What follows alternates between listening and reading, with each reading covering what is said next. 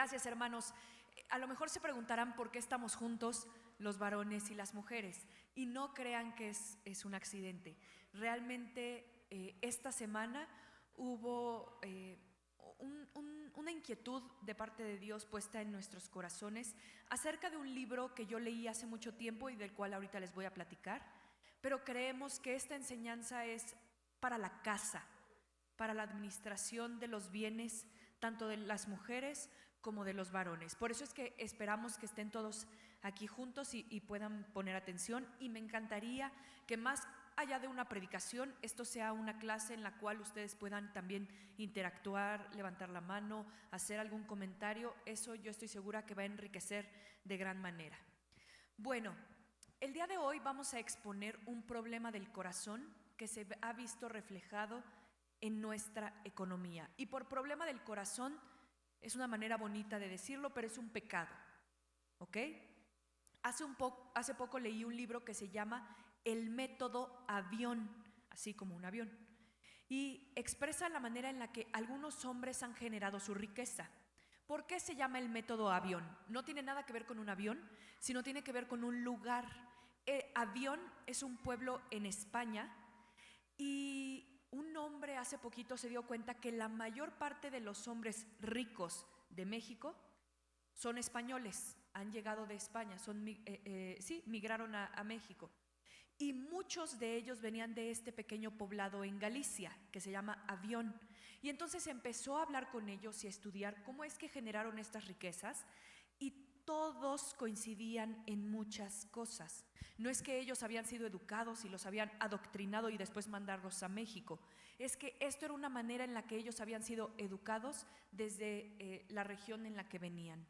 Entonces, este pueblo Avión se ha hecho muy famoso, y aunque es muy pequeño y la mayor parte del año está vacío porque toda su población realmente vive en México y solo va allá a vacacionar, ha marcado la manera en la que la gente genera riquezas. No es un libro cristiano en absoluto, pero sí es un libro que habla de cómo administrar lo que tienes y cómo generar más con lo que tienes. La verdad es que a mí me llamó mucho la atención cuando leí, y es un libro tan práctico que lo leí yo creo que en 2-3 horas. No se los recomiendo que lo compren, pero los principios que marca son principios valiosos para personas que tienen algo en sus manos. Y entonces, reflexionando en este libro, yo me daba cuenta que todos nosotros hemos recibido algo de parte de Dios. No necesariamente dinero, pero sí riquezas, salud, una familia, amigos, una iglesia, su palabra.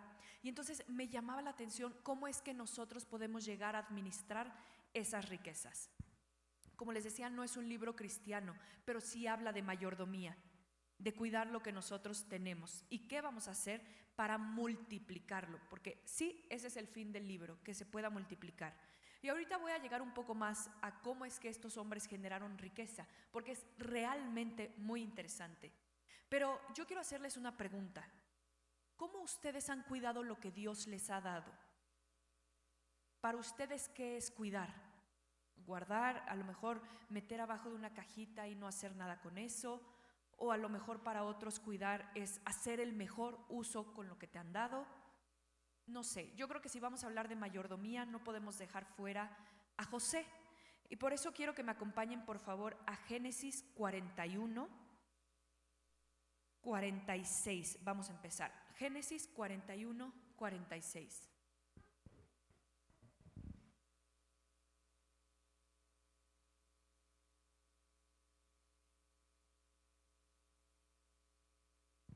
José, hermanos, fue un mayordomo de las riquezas de Faraón. Ahorita lo vamos a ver. No es que él era un hombre rico. Él fue un administrador de las riquezas de un país. Él fue administrador de las riquezas de alguien más. Y me gusta porque nosotros también somos administradores de la riqueza de alguien más, es decir, de Dios, ¿ok?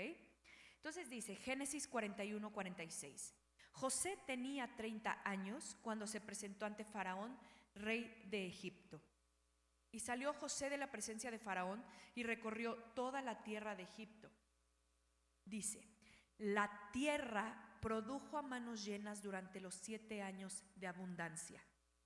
José recogió todo el fruto de estos 7 años de abundancia que hubo en la tierra de Egipto y guardó el alimento en las ciudades. En cada ciudad guardó el fruto de sus campos circunvecinos. Así José almacenó grano en gran abundancia como la arena del mar, hasta que dejó de medirlo porque no se podía medir. Antes de que llegaran los años de hambre, le nacieron a José 2 hijos, los que le dio Asenat, hija de Potifera, sacerdote de On. Al primogénito José le puso el nombre de Manasés, porque dijo: Dios me ha hecho olvidar todo mi trabajo y toda la casa de mi padre. Y al segundo le puso el nombre de Efraín, porque dijo: Dios me ha hecho fecundo en la tierra de mi aflicción. Entonces, esto que está sucediendo en la tierra de Egipto, ¿se acuerdan que había sido un sueño? ¿No? Que Faraón lo había soñado, que iba a haber 7 años de abundancia y después 7 años de vacas flacas. Bueno, ahora estaba sucediendo. Y me gusta saber lo que hizo José con estos 7 años de abundancia, pero me encanta ver lo que hizo José con los 7 años de escasez. Eso es maravilloso. Dice que que la tierra, produjo a manos llenas durante los 7 años de abundancia. ¿Ustedes saben quién hizo que la tierra produjera a manos llenas? Dios, ¿ok? Entonces Dios fue quien hizo que esa tierra diera de gran manera. Pero también Dios fue quien hizo que esa tierra no diera nada. Eso lo sabemos. Dios da y Dios quita también. Dios dio en este momento 7 años, mucho, mucho.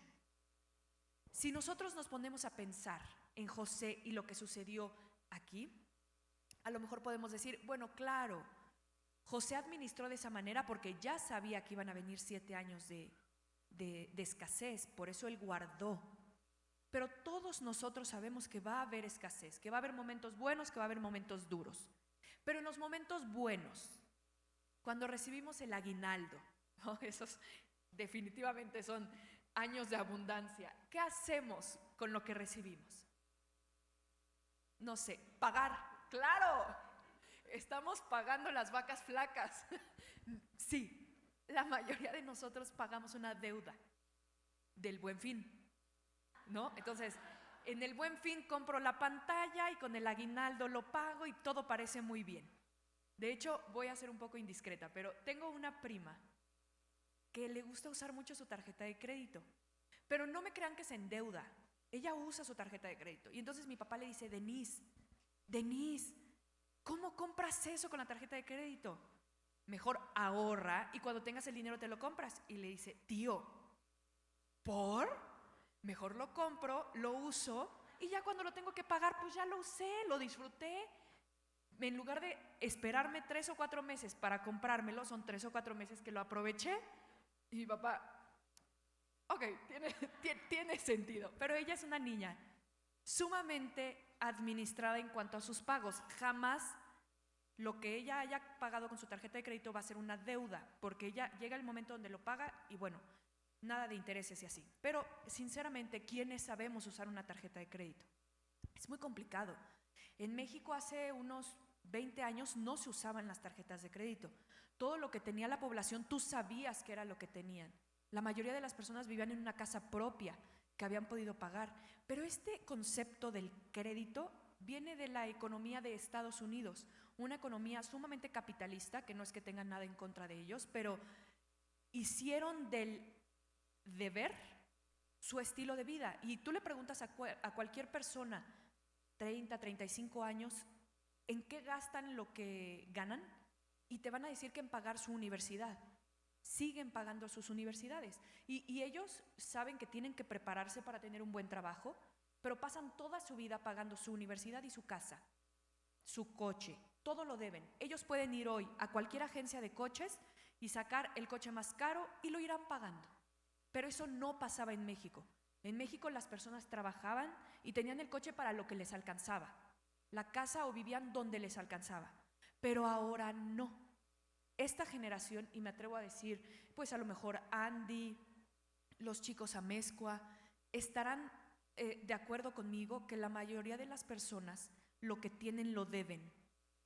pero ya no es nada más generacional en cuanto a edades. Yo estoy de acuerdo, estoy segura que la mayoría de los que estamos aquí somos personas que hemos llegado a endeudarnos para obtener algo, que hemos dejado de pagar porque nos hace falta a lo mejor la economía.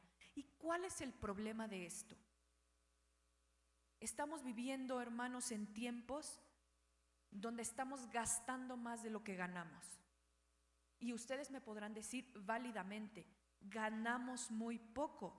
Y Fran siempre me lo dice. Yo le digo, Fran, está carísima esa mesa. Y me dice, no, no está cara, ganamos poco. Le digo, sí, tienes razón, sí, no está cara, no está cara. No, pero realmente yo sé que los salarios en México no son grandes, yo lo sé. Pero por eso este libro del método avión a mí me impactó. Y les voy a decir por qué. Estos hombres no generaron su riqueza en España, donde a lo mejor allá podríamos pensar que la gente tiene más dinero o más oportunidades. Fueron hombres que a mitad del siglo pasado llegaron aquí sin un peso. Lo único que pudieron pagar fue su pasaje, llegaron a este país y empezaron a trabajar. Y entonces parte del método avión lo que te dice es, ¿cuánto dura la jornada laboral en México? 8 horas, bien. Ellos trabajaban 16, porque decían, ok, el día tiene 24 horas, bien, yo puedo descansar 8 horas.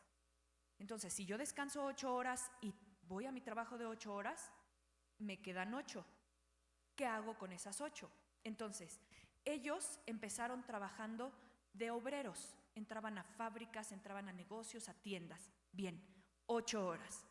Las otras 8 horas del día las trabajaban ellos para su propio negocio. Y ellos empezaron, a lo mejor alguno de ustedes se acuerda, a vender de puerta a puerta productos de limpieza a las amas de casa. Entonces llegaban con escobas. Señora Leti, una escoba. Ay, no, ahorita no traigo. No se preocupe, me la paga en la quincena. ¿Pero cuánto cuesta? 20 pesos, 20 pesos. Nada más deme algo hoy y yo se la doy y en la quincena me paga. Ah, perfecto. Y entonces estos hombres, es que es muy interesante, empezaron a ponerle bolsas a sus camisas porque ellos necesitaban traer la libreta donde anotaban lo que la gente les compraba. Entonces, hermana Leti, 20 pesos una escoba, me paga tal día. Bien. ¿Cuánto me da, hermana Leti? No, pues tengo 3 pesos. Bien, 3 pesos. Andy, tal. Iban vendiendo a todos por crédito en sus casas, sin intereses porque iba a ser para la quincena. Y entonces llegaban a sus casas y decían, hoy junté 50 pesos de 10 escobas que vendí, que solo me adelantaron, perfecto, 50 pesos. ¿Qué voy a hacer con estos 50 pesos? ¿Qué harían ustedes? Pues no. Estos hombres iban a la central de abastos mañana a las 3 de la mañana. ¿Cuánto está el kilo de limón? No, que a 1 peso. Deme 50 kilos. Entonces estos 50 pesos los compraban, ¿ok? En otro producto. Entonces iban con la hermana Leti. Hoy traigo limones, ¿quiere? No, pero ¿en cuánto? 1.50. Ay, súper. Aquí está. Y esos 50 kilos los vendían. Y entonces en la noche no tenían 50 pesos, tenían 75, tenían 100. ¿Qué hacían con esos 100? No los guardaban. Volvían a ir mañana a la central de abastos. Mangos. Ok, 100 pesos. ¿Cuántos kilos? 20. Perfecto. Señora Leti, ahora traigo mangos. Claro, ¿no? Y entonces ya llegaban al día siguiente con 200, 500, 1000, 1500. Esos 1500 pesos nunca fueron para irse a comprar otros tenis. Nunca eran para irse de vacaciones, hasta un punto. Entonces, toda la comunidad gallega en México hacía esto. Seguía invirtiendo, salía a vender. Entonces, esas 8 horas que no trabajaban en el trabajo que ustedes quisieran, vendían de puerta en puerta, lo que fuera, todo lo reinvertían. Entonces, a lo mejor ustedes pensaban, bueno, ese señor ya llegó con 1500 pesos a su casa, pues a lo mejor ya podrían comprar algo para comer rico, para vivir en otro lugar. Pues no. Ellos podían a lo mejor pagar la renta en un departamento, dime dónde, en Tlatelolco a lo mejor, ¿no? Pues no. Ellos se iban a una vecindad en Tepito, donde en lugar de pagar 50 pesos de renta, iban a pagar 10. Y ustedes me pueden decir, bueno, pero ¿qué sentido tiene la vida? No. Eso, su proyecto era solo por 5 o 10 años. Pero ellos sabían que en 10 años iban a poder comprar la casa que ellos querían. Entonces, toda la familia, hijos, esposa, papá, todos estaban en el mismo canal. Lo que ganas lo inviertes, lo que ganas lo inviertes. No gastas en nada. No gastas en nada. Hermanos, en 5 años, ellos ya ponían su propio negocio de lo que habían entrado a trabajar. En 10 años, ya tenían no un negocio, ya tenían 10. En 20 años, ellos siguen trabajando porque son hombres sumamente trabajadores, pero ya conquistaron el mercado de lo que se imaginan en México. Entonces, me llamó mucho la atención porque yo le decía a mi mamá, ¿qué podemos hacer con la gente que nos pide dinero prestado? Personas que realmente necesitan dinero en este momento. Yo sé que prestarlo porque el Señor, si lo pone en mi mano, es para bendecir. Pero ¿qué tanto podemos estar prestando? ¿Qué tanto puedes sacar tú de tu bolsillo para prestar? Una quincena, por supuesto, pero ¿cuánto tiempo? Y leí este libro justo cuando platicaba con mis papás de esto y me impactó porque fue una manera en lo que yo siento prácticamente que el Señor ha ido respondiendo. Enseñar a la iglesia a trabajar. Estos hombres nunca dejaron de trabajar, nunca. Usaban, hermanos, 2 trabajos. Y de lo que ellos ganaban, ya como ganancia, no solo para reinvertir, la mayoría de los financieros, cualquiera que ustedes escuchen, les van a aconsejar que ahorren el 10% de lo que ganan. Y que eso ya es como súper exitoso. Ellos usaban el 30% para vivir y ahorraban el 70%. No es, ¿cómo decirlos? No es suerte que les haya ido bien. Fueron hombres que supieron administrar todo peso que llegaba a sus manos. Y entonces ellos sabían, hermanos, que si un peso lo gastaban, era un peso que al día siguiente no generaba. ¿Ok? Si este peso que se pudo haber convertido en 1 kilo de limones, que mañana sería 1.50 pesos, si este peso yo lo gasto, no me genera. Y entonces fueron muy duros con su economía por pocos años. Y es que también quiero decirles, no es que nunca gastaron, no es que siguen viviendo con 3 pesos en la bolsa, no es así. Son los hombres más ricos de México. Todas las gasolineras, todos los hoteles, todos los restaurantes, todo lo que se puedan imaginar, ellos son los dueños. En 30 o 40 años, fue una generación nada más que impactó.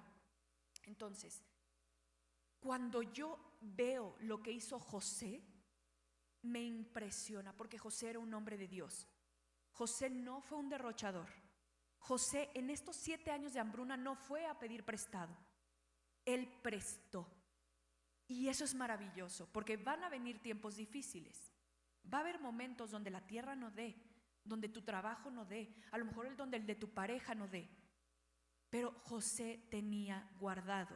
Y entonces un buen administrador va a guardar en el momento correcto, va a saber administrar. José específicamente estaba cosechando grano, él tenía que guardarlo. Pero en los 7 años que siguieron, José produjo con ese grano grandes riquezas. Y más que grandes riquezas, José alimentó, bendijo. ¿Qué vamos a hacer, hermanos, nosotros con lo que Dios nos ha dado en nuestras manos? ¿Nos vamos a bendecir a nosotros mismos con cosas bien lindas? Puede ser, no estoy diciendo que no lo hagan. ¿Van a vivir en un mejor lugar? Lo espero. Pero ¿qué tanto lo que Dios nos ha dado va a alcanzar para impactar la vida de otros, para bendecir en momentos de flaqueza? Cuando dice aquí que produjo el fruto de estos 7 años de abundancia que hubo en la tierra de Egipto y guardó el alimento en las ciudades, ¿qué significa para nosotros guardar, almacenar? Es entender, hermanos, lo que estamos recibiendo. Si José se lo hubiera dicho, pues a ver, coséchenlo ahí, cómanselo, porque va a sobrar mucho. No era entender lo que iba a suceder. José sabía y lo empezó a guardar. Imagínense de tal manera tener una riqueza tal que no la puedas medir. Y me recuerda un poco a la promesa que le dio Dios a Abraham de sus generaciones. No la vas a poder medir. Es ese tipo de bendición cuando sabes que viene de Dios. No se puede medir. José recogió, trabajó, se ocupó por 7 años, siempre con la mira en que Dios se lo había dado y con la mira en que Dios esto lo iba a usar en los años venideros. No podemos tener una mente tan finita, hermanos, solo pensando en la quincena o en el día de mañana. Dios es un Dios que te va a bendecir. Y, a ver, no vayan a creer que estoy hablando del evangelio de la ¿cómo le llaman? De la prosperidad. Pero Dios sí es un Dios próspero.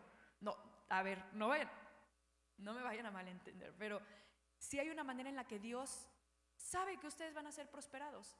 Leyes muy naturales. El ahorro no es nada sobrenatural. Mi papá, ustedes lo saben, es un hombre sumamente buen administrador.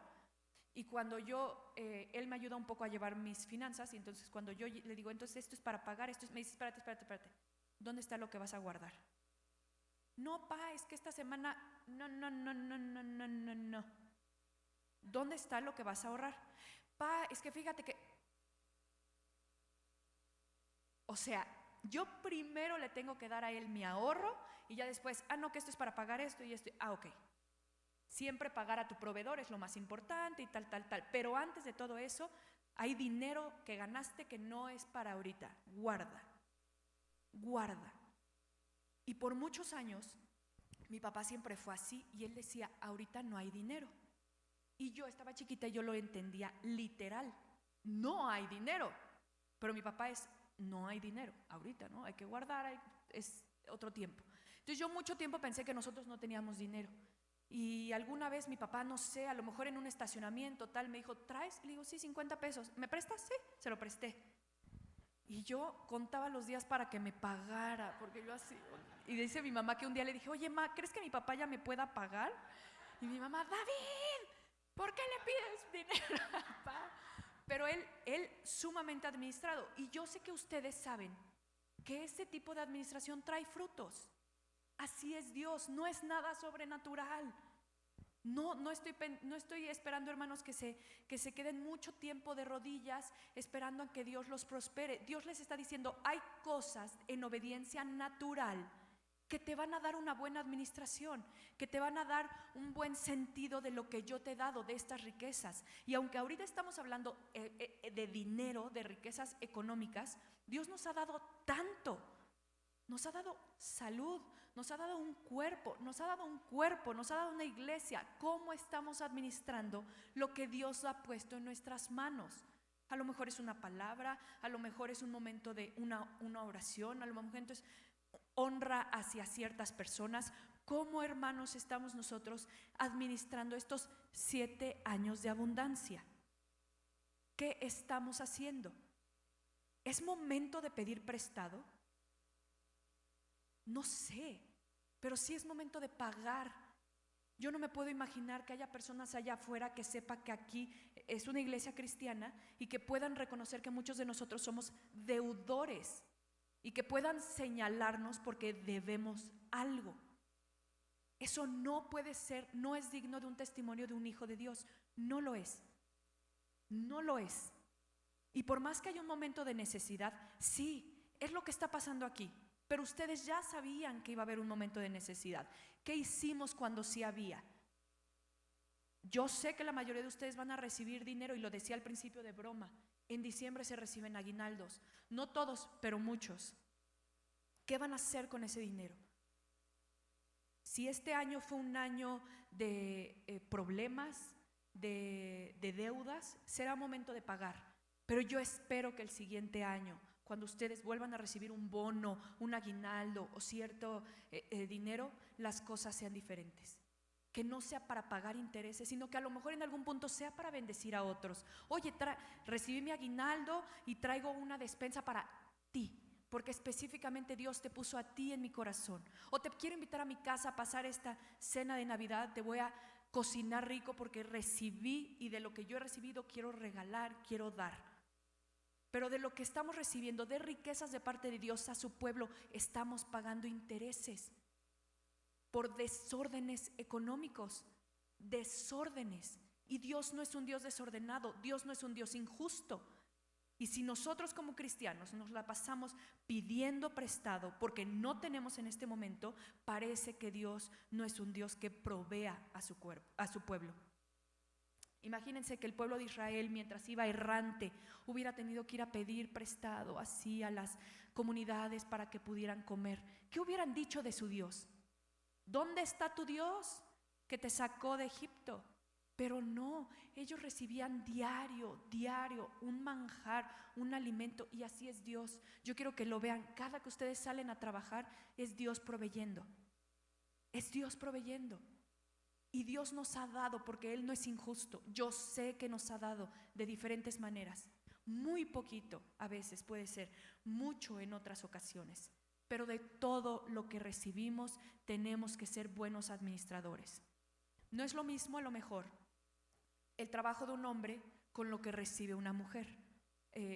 A mí, por ejemplo, Fran me da a la semana pues para hacer la comida y ciertas cosas de la casa. Pero aún yo de eso tengo que administrar, tengo que guardar, para que cuando llegue el momento donde mi familia necesite, yo pueda echar mano de lo que tengo. No es gastarlo todo, aunque sea muy poco, es saber administrar. Porque a los varones, ustedes me lo recordarán, pero Fran les dio una clase donde hay 3 eventualidades que se pueden juntar, que son atroces para cualquier economía, que es no ahorrar, no ahorrar, gastar más de lo que ganas y una enfermedad o un momento de crisis.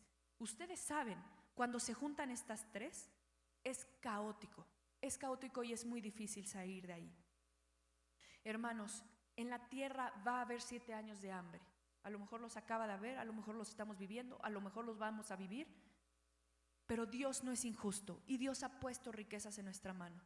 Seamos buenos administradores de lo que Dios nos ha dado. Seamos como José, que aunque él solo era el administrador de Faraón, eso que él administró, que guardó, que la tierra pudo producir, y él lo vio, lo guardó, lo cuidó, lo midió hasta que pudo ser medido, después pudo bendecir a otros pueblos, pudo bendecir a su familia aunque estaba muy lejos. Y por bendecir no crean que es nada más decir, bueno, les dio algo de comer, les salvó la vida.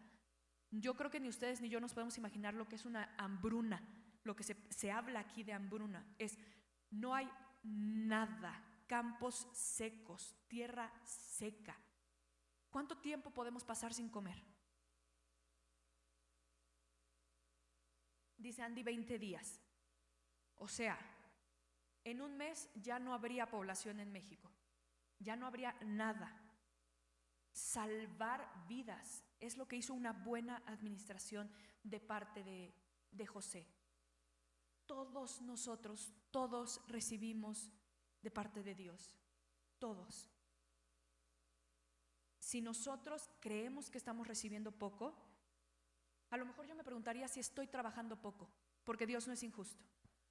Como les decía, estos hombres llegaron a México sin un peso, a trabajar el doble. Y eso es poco decir, porque 8 horas de descanso no las tomaban. A gastar lo mínimo, a ahorrar todo, a nunca endeudarse. Y hoy no es un accidente que ellos sean los hombres más ricos del país siendo extranjeros. Y yo pienso en todas las personas de México que se han ido a trabajar a Estados Unidos. ¿Ustedes creen que trabajan 8 horas? Yo creo que ni 16. Trabajan más. Son hombres y mujeres que se han ido a trabajar y nosotros hemos tenido oportunidad de platicar con algunos. Extrañan México. Están trabajando porque saben qué es lo que hay que hacer para mandar a sus familias. Son hombres trabajadores. Estando en otra tierra te esfuerzas. A veces nosotros podemos acomodarnos mucho. Estamos bien, pues ya no pago renta, yo estoy aquí en el cuartito con mi mamá y pues no necesito más. También Dios dice que no seamos codiciosos, que no seamos avaros, que no. Y estamos haciendo muy mal uso de lo que Dios ya puesto en nuestras manos. Si tú tienes un trabajo, si tú tienes 2, yo sé que hay gente aquí que tiene hasta 3 trabajos. Hagamos buen uso con ese dinero, porque si tienes 3 trabajos, no es que recibas poco. Hagamos buen uso. Demos un buen testimonio del nombre de Dios ante las personas. Nosotros estamos para prestar. Nosotros estamos para bendecir. ¿Lo necesitas? Aquí estoy. Que alguien pueda pasar aquí afuera y pase así, híjole, es que ahí a todos les debo, ¿no? Que se esconda casi, ay, le debo a todos los que están ahí, porque nosotros dispuestos a hacer buen uso de lo que Dios nos ha dado. Muy buen uso. Poder multiplicarlo. Y como les decía, no estoy hablando del evangelio de la prosperidad, les prometo que en absoluto. Son simplemente reglas sencillas, naturales, me atrevo a decir, que honran lo que Dios pone en tu mano, porque eso sí es sobrenatural. Y una regla, voy a decir regla, pero ustedes saben que no lo es, un acto de obediencia que en el libro del método avión evidentemente no estaba, pero que nosotros como hijos de Dios no podemos pasar por alto, es la ofrenda. La ofrenda que se da aquí en la iglesia, en las cajitas esas azules que nos hace favor de poner el hermano Francisco Franco. Esa ofrenda a Dios en obediencia es una honra de lo que tú sabes que Dios deposita en tu bolsillo a lo largo de la semana. Y no dije diezmo, porque no quiero ser tampoco, ¿cómo decirlo? Detener su mano. ¿Qué tal que ustedes quieren dar más? ¿No? Igual no quieren dar el 10%, por eso dije ofrenda. Es un acto de reverencia a Dios, sabiendo que todo lo que tenemos aquí, Él lo ha dado y va para Él. El domingo es el primer día de la semana, no es el último. Seamos obedientes con Dios, honremos a su iglesia también, dando de lo que Él nos ha dado por tanto tiempo, constantemente, independientemente de si nosotros somos buenos o no administradores. Pero yo espero, hermanos, este libro les prometo que me impactó, pero no de la manera que ustedes creen. Me impactó porque yo vi vi descrita en ese libro la manera en la que mi papá administró su trabajo. Y hasta me acuerdo que terminando el libro le marco, ¿seguro que no eres gallego? Y me dice, ¿qué? Y le digo, pa, no sabes lo que acabo de leer. ¿Qué? Digo, no, es que estás impresionante. ¿Has escuchado de esto? Y me dice, no. Le digo, no, es sobrenatural entonces, que esto no se enseñe como tal y que alguien lo pueda entender. Porque estos hombres, les digo, no es que vinieran de una escuela de negocios y ahora todos corran a México. Eran hombres pastores de ovejas.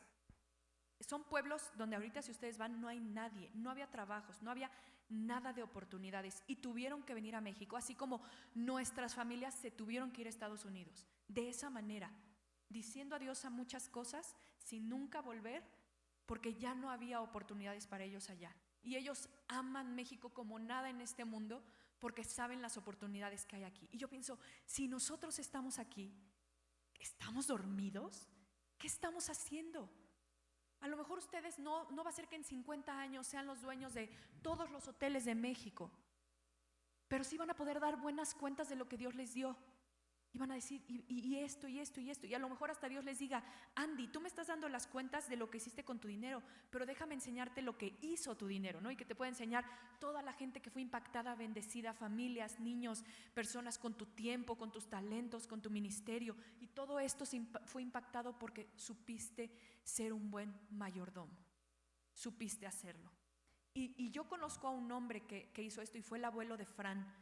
Él a los 17 años tomó un barco, llegó a Veracruz, se tuvo que ir a Chiapas, Veracruz, cosechar plátanos, mangos, trabajar con muchas personas, llegar a México, poder tener una pequeña maquinita para hacer pasta como fideos y esas cosas, y después una maquinita un poco más grande, y él de Vallejo se iba con su diablito hasta la Merced a comprar 1 kilo de harina, y pues no había de otra, no había para el camión, y se regresaba con su kilo de harina a su casa, mezclar con agua, hacer en su maquinita que él había hecho un poquito de pasta, regresarse a la Merced para venderlo ya hecho pasta, ahora comprar otro bulto y regresar.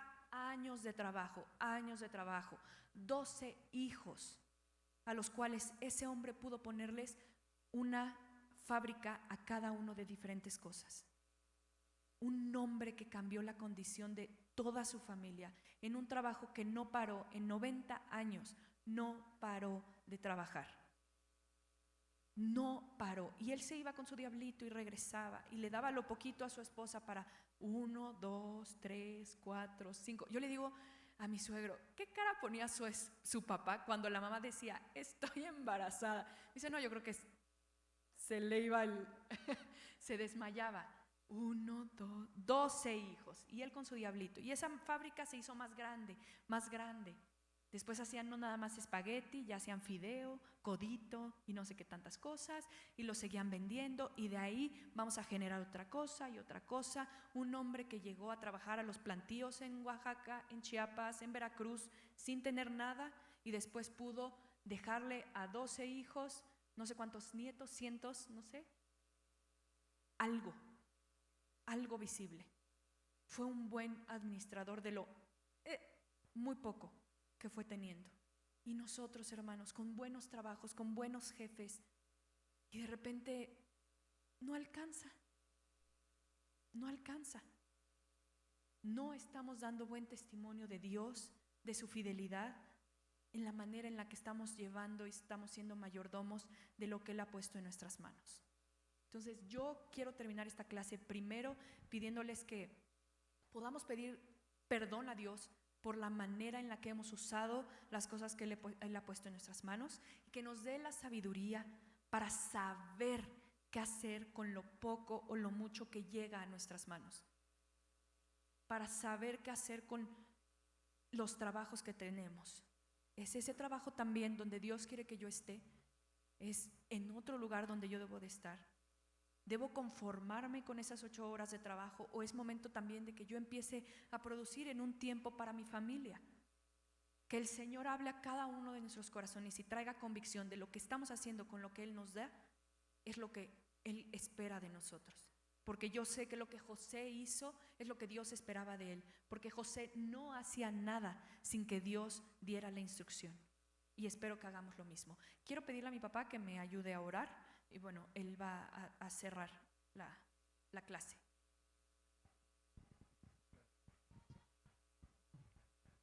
Bueno, dice la palabra de Dios, amados hermanos, que raíz de todos los males es el amor al dinero.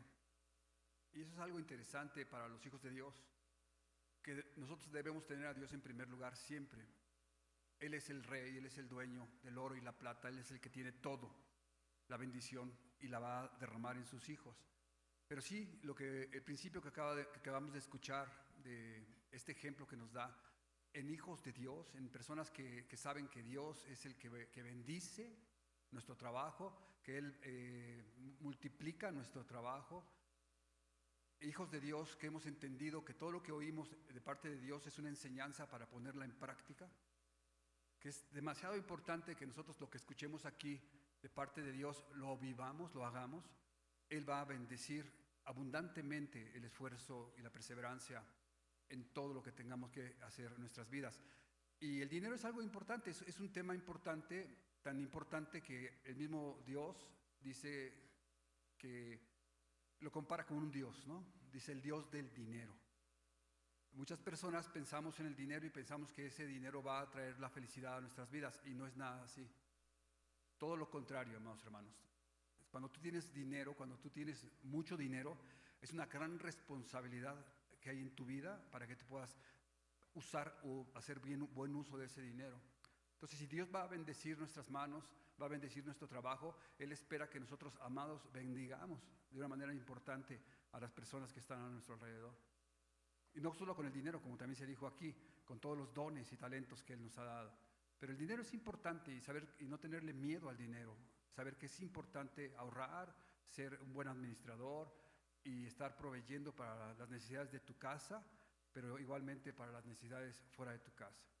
Así que bueno, es un principio hermoso, y yo espero que ustedes lo hayan recibido A mí me gustó y pensé que era importante tener a los varones aquí arriba, porque es un tema para varones, de hecho. Nosotros somos los administradores, los que Dios ha puesto como mayordomos en nuestras casas. Cuando el varón es el jefe de la casa, la cabeza de la familia, él es el que está encargado de traer los recursos a la casa. Obviamente cuando hay mujeres que no tienen un esposo y Dios bendice su trabajo. Pero bueno, lo importante, amados hermanos, es agarrar este principio, tomarlo y ponerlo en las manos de Dios para que Él multiplique todo lo que nosotros hacemos. No solo en nuestro trabajo físico, sino en nuestro trabajo espiritual. Que nuestro trabajo espiritual dé fruto abundante en las necesidades de, primeramente, nuestra casa, nuestro propio corazón, pero de otras personas que están cerca de nosotros. Y podamos dar testimonio del Dios rico y maravilloso, que es dueño de todo, amados hermanos, y que nos quiere bendecir en toda forma. ¿Les parece si oramos? Pónganse de pie, por favor. Vamos a darle gracias a Dios por este tiempo. Padre celestial, poderoso Señor, Rey y Salvador, te alabamos, precioso Padre, y te damos gracias, Padre, por tu palabra. Hoy como hijos tuyos, Señor, hoy como seguidores de tus principios, teniendo tu mente, Señor, en nuestro corazón, podemos hacer las cosas diferentes, amado Dios. Podemos hacer las cosas bien, muy bien hechas, Señor amado.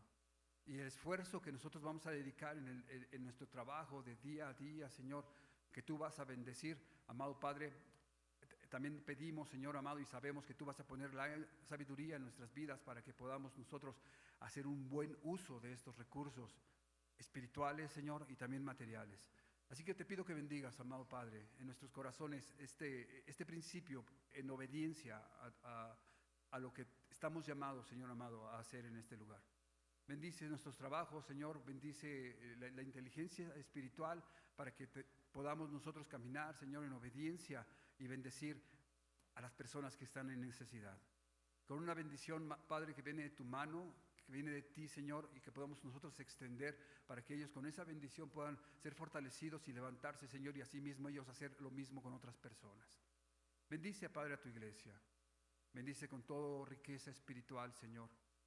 Bendícenos, amados Señor, para que seamos obedientes de tu palabra y podamos levantarnos todos los días a esforzarnos, Dios, sabiendo que tú vas a bendecir el esfuerzo de nuestro trabajo, Señor, y va a ser para algo, va a tener un fin, Señor, y te damos gracias por eso.